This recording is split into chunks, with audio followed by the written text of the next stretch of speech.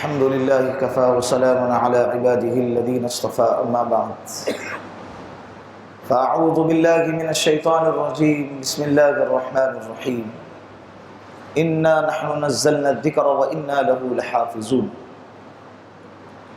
وقال النبي صلى الله عليه وسلم تركت فيكم عمرين كتاب الله وسنة رسوله أو كما قال عليه الصلاة والسلام صدق الله المولانا العظيم وصدق رسوله النبي الكريم ونحن على ذلك من الشاهدين والشاكرين والحمد لله رب العالمين.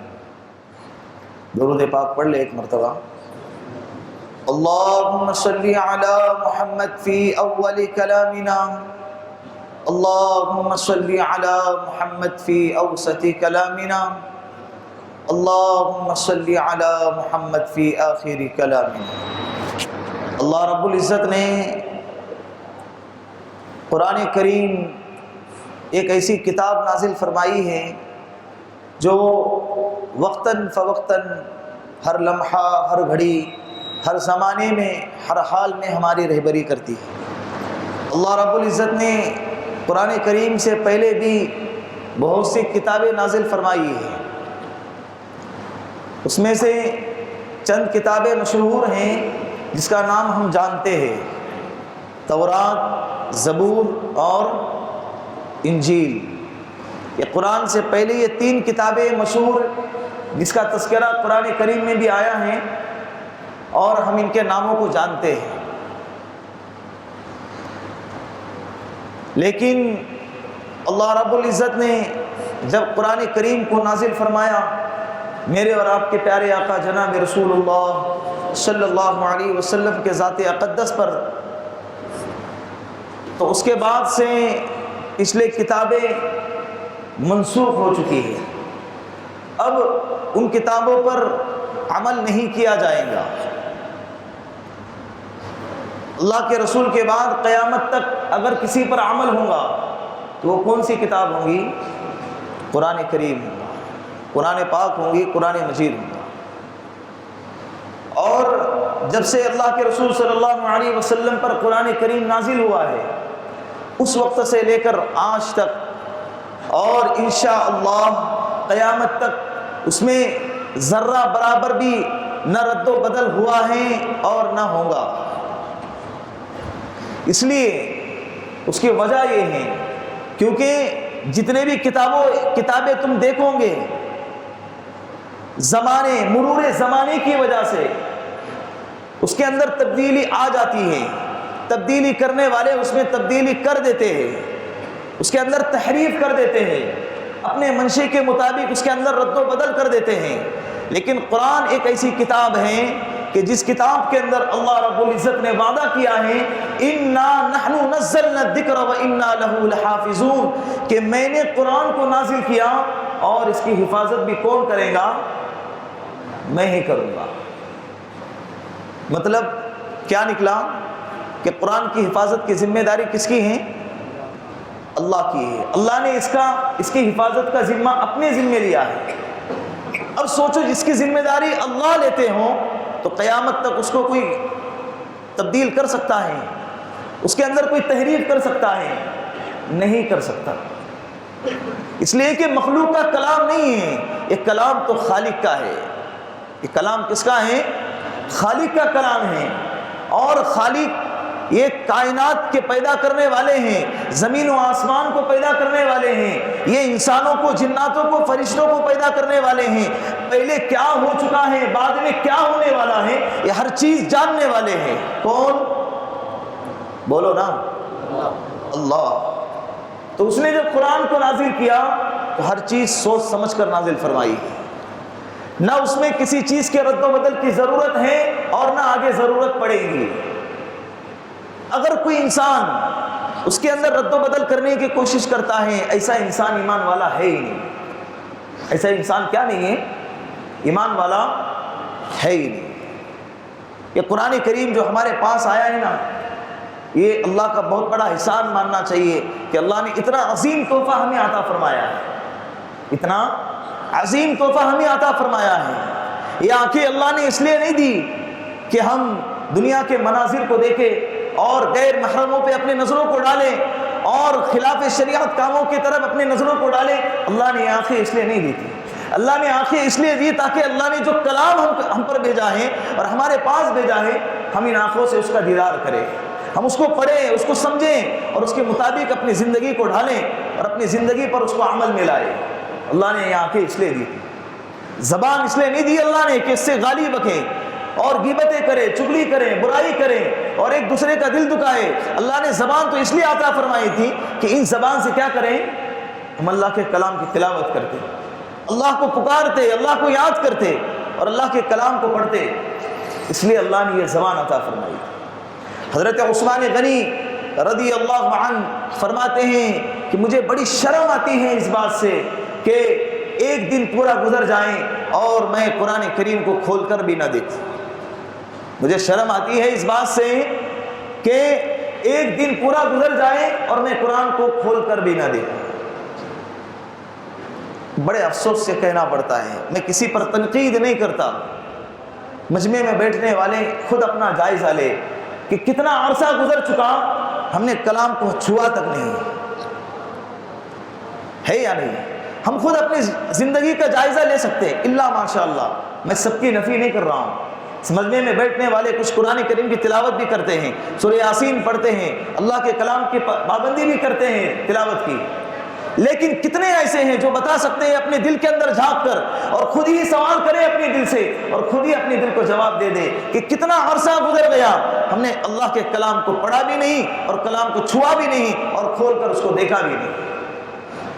یہ اتنی ناقدری کیوں, اتنی اللہ کے کلام سے بے رخی کیوں؟ جب کسی چاہنے والے کا موبائل میں میسج آ جاتا ہے تو راتوں کی نیندیں اڑ جاتی ہیں. نیند نہیں آتی ہے جب تک کہ اس کو پڑھا نہیں جاتا ہے. ہر کام چھوڑ کے اس کو پڑھنے کی کوشش کرتے ہیں. ارے اللہ تو ہم سے اپنی ماؤں سے زیادہ بھی پیار کرتے ہیں. ہماری مائیں ہم سے کیا پیار کریں گی, اس سے 70 گنا زیادہ اللہ ہم سے پیار کرتے ہیں. اس اللہ کا کلام ہمارے پاس آئے اور ہم نہ پڑھیں تو ہم سے بڑا بدبخت, ہم سے بڑا محروم شخص کوئی ہو نہیں سکتا. ہمیں ہر چیز آتی ہے, نہیں آتی تو قرآن نہیں آتا ہے. ہمیں ہر چیز سمجھنا ہے, نہیں سمجھنا ہے تو قرآن نہیں سمجھنا ہے یا نہیں. قرآن کے ساتھ ظلم ہو رہا ہے یا نہیں ہو رہا ہے؟ حضرت عثمان غنی رضی اللہ عنہ قرآن کریم کی تلاوت کر رہے ہیں, کچھ باغیوں نے ان پر حملہ کیا, واقعہ بڑا لمبا ہے, ان پر حملہ کیا, ظلم کیا, تشدد کیا اور وہ شہید ہو گئے. جس وقت وہ شہید ہو رہے تھے سامنے قرآن کریم رکھا ہوا تھا اور خون کا قطرہ قرآن پہ گرا. وہ قرآن آج بھی موجود ہے. کیا موت ہوگی, مدینے کی موت, شہادت کی موت, قرآن کریم کی تلاوت پڑھتے ہوئے اور روزے کی حالت میں تھے. کس حالت میں تھے؟ ہم بھی پسند کرتے ہیں یا نہیں اس طرح سے مرنا, لیکن اس طرح سے مرنا جب پسند کرنا ہے تو اس کے لیے اس طرح سے رہنا بھی پڑتا ہے. اس طرح سے ابھی فرشتہ سوچے گا کہ یار چاہ تو رہا ہے کہ قرآن پڑھتے ہوئے اس کی موت لے لے, لیکن قرآن پڑھتا ہی نہیں ہے تو کب اس کو اٹھاؤ کہ زندگی پر قیامت تک ایسے ہی رکھو اسے. بعض لوگ یہ شعر کہتے ہیں نا, اے موت تو اس وقت آنا جس وقت میں سجدے میں رہوں, اس لیے کہ تجھے آنے میں مزہ آئے اور مجھے جانے میں مزہ آئے. اب سجدہ ہی نہیں کریں گے اور موت سے کہہ رہے ہیں کہ موت تو اس وقت آنا کہ جب میں سجدے میں رہوں. کب سجدے میں آؤں گے, کب اللہ کے سامنے سجدہ ریز ہوں گے, کب اللہ کے قرآن کریم کی تلاوت کروں گے؟ ہمیں یہ کرنا ہی نہیں ہے. صرف زبان سے الفاظ اور موبائل کے اسٹیٹسوں پہ بھاری بھاری الفاظ اور دوسرے کے آئے ہوئے میسج کو وہاں پر چپکا دینا ہے. یہاں تک دین کو محدود رکھا ہوا ہے اور اسی کو دین سمجھا ہوا ہے. جو انسان اپنے اسٹیٹس پہ جو چیز رکھتا ہے نا, اگر فقط اس پر بھی عمل کرے نا, اس کی زندگی ولی کی طرح زندگی بن جائے. کبھی کبھی اسٹیٹس پڑھ کے بھی لگتا ہے یار کیا بات لکھی ہے, اگر اس کا 100واں حصہ بھی اس کی زندگی میں ہوتا تو کتنا اچھا ہوتا. ہے یا نہیں؟ آج یہ ساری چیزیں ہے یا نہیں بتاؤ. پردے کے احکامات کے اسٹیٹس پہ چپکا دے ہیں کہ ہمارے بہنوں کو پردہ کرنا چاہیے, پردہ کرنے کے فضائل کیا ہے, لیکن خود اپنی بیٹی کو پردے کا حکم نہیں دیتا, خود اپنی بیوی کو, اپنے بہنوں کو پردے کا حکم نہیں دیتا. کیا دین فقط اسٹیٹس پہ رکھنے کا نام ہے یا زندگی میں لانے کا نام ہے؟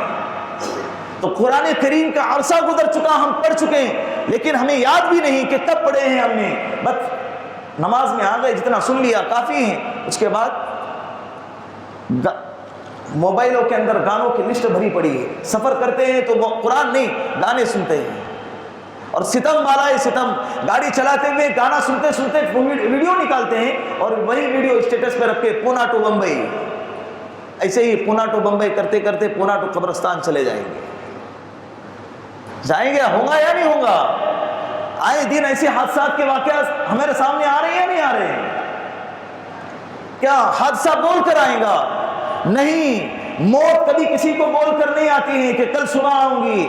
اللہ کے رسول صلی اللہ علیہ وسلم نے ایک قرآن کریم کی آیت تلاوت فرمائی، ان اللہ عنده علم الساعة وينزل الغیث ويعلم ما في الارحام وما تدری نفس ماذا تکسب غدا وما تدری نفس بأي ارض تموت ان اللہ علیم خبیر۔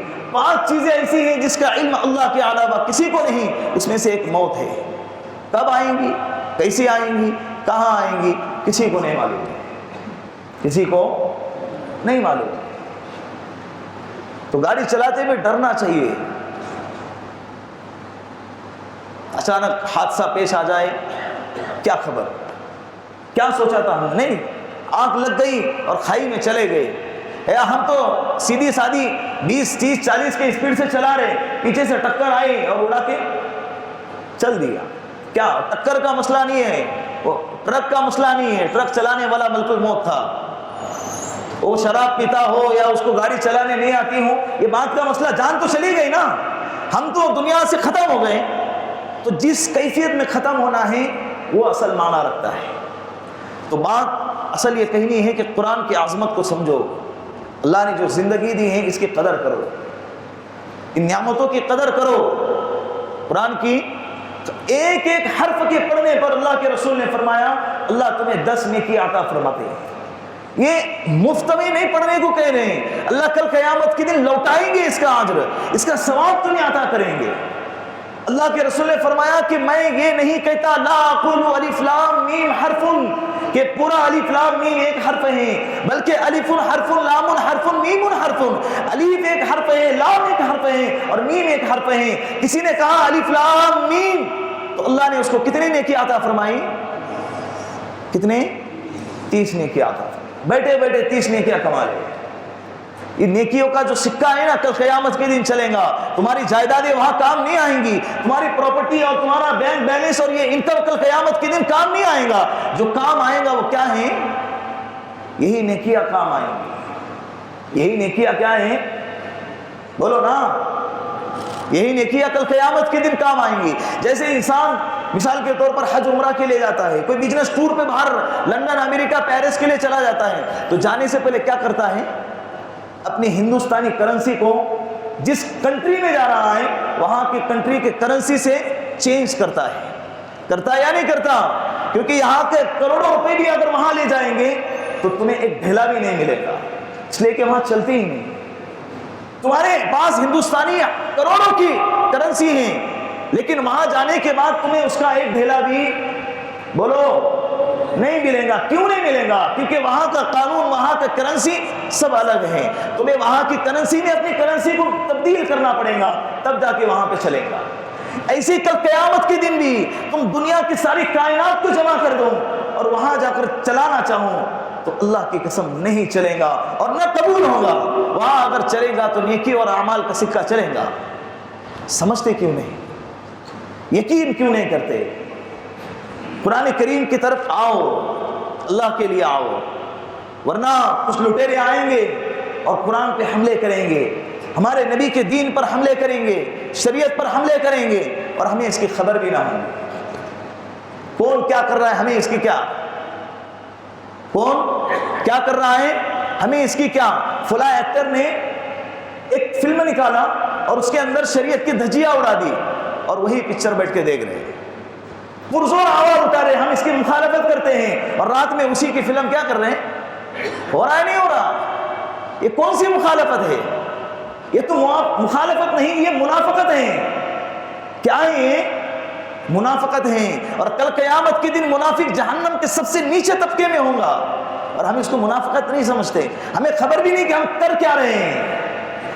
یہ ہو رہا ہے دنیا کے اندر.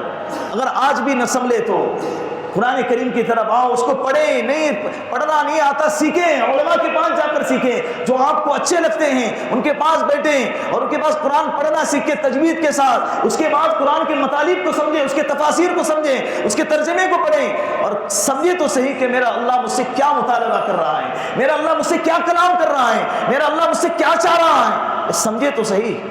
کیا سمجھنا ہی نہیں ہے؟ زندگی ایسے ہی گزار دینی ہے؟ یا یقین نہیں ہے تمہیں موت کے آنے کا, کل قیامت کے دن اللہ کے اٹھائے جانے کا تمہیں یقین نہیں ہے؟ اگر یقین ہے تو پھر یہ اس طرح سے غفلت کی زندگی کیوں گزاری جا رہی ہے؟ 90% طبقہ اسی ماحول میں جی رہا ہے. اسکول کے نہ جانے پر پورے ماں باپ پورا دن بچے کی کلاس لیتے ہیں, ڈانٹتے ہیں, ڈپٹتے ہیں, تنبیہ کرتے ہیں, لکڑیاں مار دیتے ہیں, لیکن قرآن کے نہ پڑھنے پر, نماز کے چھوڑنے پر کوئی تنبیہ نہیں, کوئی ماتھے پر شکن نہیں. گویا کہ ماں باپ خود چاہتے ہیں کہ ہماری اولاد آگے چل کے جہنمی بن جائے. وہی ہو رہا ہے نا. مائک کی وجہ سے آواز تو کھلکھل تو نہیں ہو رہی, سمجھ میں آ رہی ہے الفاظ, باتیں سمجھ میں آ رہی ہے. دعا کرے کہ اللہ عمل کی توفیق عطا فرمائے. ایک میسج چل رہا ہے, وسیم رضوی گستاخ ملعون, اللہ کی اور اللہ کے رسول کے کروڑوں لعنتیں ہیں اس بدبخت پر. شیعہ برادری کا ہے. اس کمبخت نے 2 دن پہلے یا کل ہی غالباً آج تک کے چینل والوں نے اس کا انٹرویو لیا تھا. اس میں اس نے کہا کہ قرآن کریم میں 26 آیتیں ایسی ہیں جو آتنکوادی کو بڑھاوا دیتی ہیں اور دہشت گردی کو بڑھاوا دیتی ہیں. سپریم کورٹ میں اس نے یاچکا دائر کیا ہے اور یہ مطالبہ کیا کہ ان 26 آیتوں کو قرآن کریم سے نکالا جائے. اس کے پہلے بھی کئی ایسے ملعون آ چکے ہیں. آپ کو یاد ہوگا غالباً 80 کے دہائی میں ایک شخص نے اسی طرح کا مطالبہ کیا تھا, لیکن کلکتہ کے ہائی کورٹ نے اس کو ردی کے ٹوکری میں ڈال دیا اس کی یاچکا. امید کرتے ہیں کہ یہ سپریم کورٹ بھی ایسا ہی کریں گی, لیکن اس وقت کے حالات الگ تھے, اب کے حالات الگ ہیں. اس وقت کے جج الگ تھے, اس وقت کے قوانین الگ تھے, اس وقت کا ماحول الگ تھا, لیکن اب کا ماحول الگ ہے. اسی لیے علماء کرام کو, سارے مسلم پرسنل لا بورڈ سے ہماری اپیل ہے, اور انشاءاللہ ہم اس کے آگے کام بھی کریں گے, اور سب لوگوں کو آگے آنا چاہیے. کل قیامت کے دن اگر اللہ ہم سے یہ سوال کریں کہ میرے کلام پر, میرے قرآن کی بے حرمتی ہو رہی تھی اور کوئی اس پہ تحریف کرنے کی سازش کر رہا تھا, تو اس وقت تم کیا کر رہے تھے؟ کچھ نہیں کر سکتے تو آواز تو اٹھا سکتے ہیں. انگلی کٹا کے شہیدوں میں نام تو لکھوا سکتے ہیں نا. ہمارے آگے بڑھنے سے کیا ہوگا؟ کچھ نہیں ہوگا, لیکن ہمارا تو بیڑا پار ہو جائے گا. وہ اس لیے کہ قرآن کی حفاظت کی ذمہ داری تو اللہ کی ہے, لیکن ہم کیا کر رہے ہیں؟ قرآن کا ایک حرف بھی تبدیل نہیں ہو سکتا, قرآن کا بال بھی باقا نہیں کر سکتے وہ لوگ. سپریم کورٹ کیا پوری دنیا بھی جمع ہو جائے, قرآن کو تبدیل نہیں کر سکتے, یہ ہمارا یقین ہے. لیکن ہماری بھی کچھ ذمہ داری ہے. ایمان کی حفاظت بھی اللہ ہی کی ذمہ ہے, لیکن صحابہ بدرنے میں اترے تھے یا نہیں اترے تھے؟ احد میں اتر کے اپنے آپ کو شہید کروایا نہیں کروایا؟ تو قرآن کریم ہمیشہ امن کا پیغام دیتا ہے, ہمیشہ صلح کا پیغام دیتا ہے. اس کا کہنا ایسا ہے کہ مدارس دہشت گردی کے اڈے ہیں. کبھی مدرسے میں جا کر دیکھا ہے اس نے؟ کبھی قرآن کو پڑھا ہے اس نے؟ اور انٹرویو لینے والے بھی اسلام کو بدنام کرنے کے لیے ایسے انٹرویو لے کے دنیا میں شائع کر دیتے ہیں. اور ہم سے اگر کوئی سوال کریں کہ کیا تمہارے قرآن میں ایسا ہے, تو تم کیا جواب دو گے؟ بتاؤ. یہ جواب دوں گے ہمیں نہیں معلوم, ہمیں تو قرآن پڑھنا ہی نہیں آتا, ہم نام کے مسلمان ہیں, میرا نام عبداللہ ہے, عبد الرحمن عبد الرحیم نام ہے میرا, لیکن قرآن کے بارے میں مجھے نہیں معلوم. قرآن میری کتاب تھوڑی ہے, اللہ کی کتاب ہے. ہاں میرے گھر میں ہے, لیکن کہاں رکھی مجھے معلوم نہیں. اس کے اوپر دھول چڑھی ہوئی ہے. میرے کپڑے صاف ستھرے, میرا گھر صاف ستھرا, لیکن قرآن اللہ کی, اس پہ دھول چڑھی ہوئی ہے. اس کو لینے کے لیے مجھے کرسی لگتی ہے, اس لیے میں کبھی وہاں تک گیا ہی نہیں نا, میں نے دیکھا ہی نہیں قرآن کیسا ہوتا ہے. تو مجھ سے کیا سوال کرتے ہو؟ مجھے نہیں معلوم. کوئی تبدیلی کی بات کرتا ہے کرے, کوئی تحریف کی بات کرتا ہے کرے, میرا اس سے کوئی لینا دینا نہیں. میرا نام مسلمان ہے. میرا نام کیا ہے؟ یہی کہو گے نا, کیا تم اسے دلیل دو گے یا تم اس کو سمجھائیں گے؟ سمجھانے کے لیے تمہارے پاس علم ہونا چاہیے نا. تو اس کے لیے ہم مسلم پروفیشنل لا بورڈ سے اپیل کرتے ہیں کہ سارے مذہب کے علماء کو، قائدین کو جمع کریں، اور یہ ویسا بھی کم بخت جو ہے اس کی قوم نے اس کو اپنے سے بے دخل کر دیا ہے، کئی مرتبہ اس سے بیزاری ظاہر کر دی ہے، پھر بھی اس قوم سے دوبارہ ہم اپیل کرتے ہیں کہ اس مرتبہ بھی اپیل بیزاری ظاہر کرے، اور سارے قوم کے مذاہب سے، مذاہب کے ماننے والوں سے اور قائدین سے اپیل ہے کہ آگے آئیں اور مشورہ کر کے کوئی حتمی فیصلہ کریں اور کوئی جوابی کارروائی کریں، تاکہ اس کے بعد کوئی کم بخت اٹھ کے اللہ کے شان میں اور اللہ کے رسول کے شان میں اور قرآن کریم کے متعلق کوئی گستاخانہ حرکت نہ کرے۔ سب کریں گے انشاءاللہ۔ سب سے پہلا عمل کیا ہے؟ بولو، قرآن کریم کی عظمت کو دل میں بٹھائیں اور خود پہلے کلام پر عمل کریں، پھر ایسے آئیں گے۔ مسجدیں ویران ہوں گی تو مسجدیں بند کرنے کی بات آئیں گی، مسجدیں آباد کرو۔ قرآن نہیں پڑھیں گے تو قرآن میں تبدیلی کیسی بات آئیں گی؟ پہلے قرآن پڑھو، قرآن سمجھو، کریں گے۔ اللہ عمل کی توفیق عطا فرمائے۔ وآخر دعوانا ان الحمد للہ رب العالمین۔